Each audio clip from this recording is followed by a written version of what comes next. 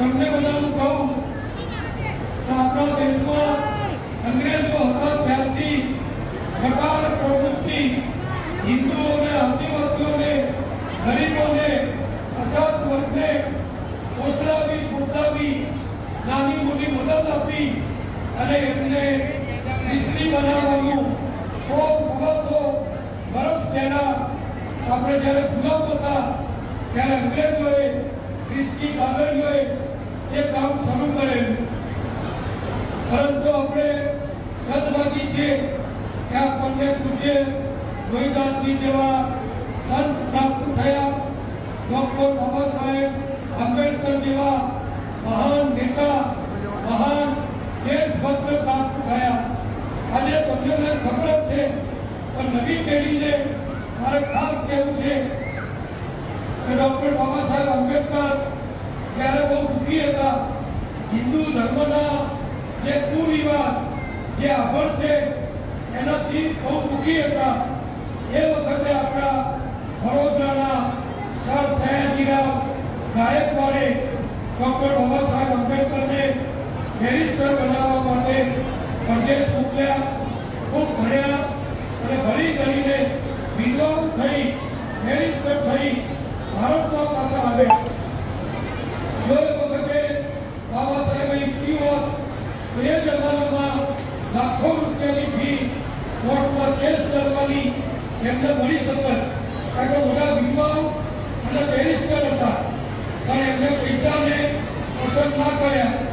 એમને દેશ સેવાને, દલિત સેવાને, અનુસૂચિત જાતિ સેવાને, ગરીબોની સેવાને પસંદ કરી. અને મને ખ્યાલ છે, આપણે બધા જાણીએ છીએ કે જ્યારે અમુક લોકોએ ડૉક્ટર બાબા સાહેબ આંબેડકરને એમ કહેલું કે તમે અમારો ધર્મ સ્વીકારો, ખ્રિસ્તીઓએ કહેલું કે ખ્રિસ્તી બનો, મુસલમાનોએ કહેલું કે મુસ્લિમ બનો, પણ બાબા સાહેબ બહુ વિચક્ષણ હતા. એમને ખ્યાલ આવ્યો કે આ ભારતને, હિન્દુ સમાજને, હિન્દુસ્તાનને નબળો પાડવા માટે, દેશની એકતા, અખંડિતતા તોડવા માટે આ લોકો મને ધર્માંતર કરવાનું કહે છે. તમે બધા જાણો છો કે બાબા સાહેબ દુઃખી તો હતા, પણ બાબા સાહેબે એમની બુદ્ધિથી એક વિગતવાળો ઉપાય કર્યો.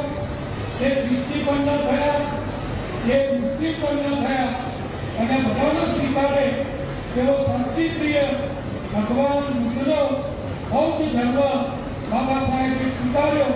અને આજે એના પ્રતાપે આખા દેશમાં એકતા છે, સંગઠન છે.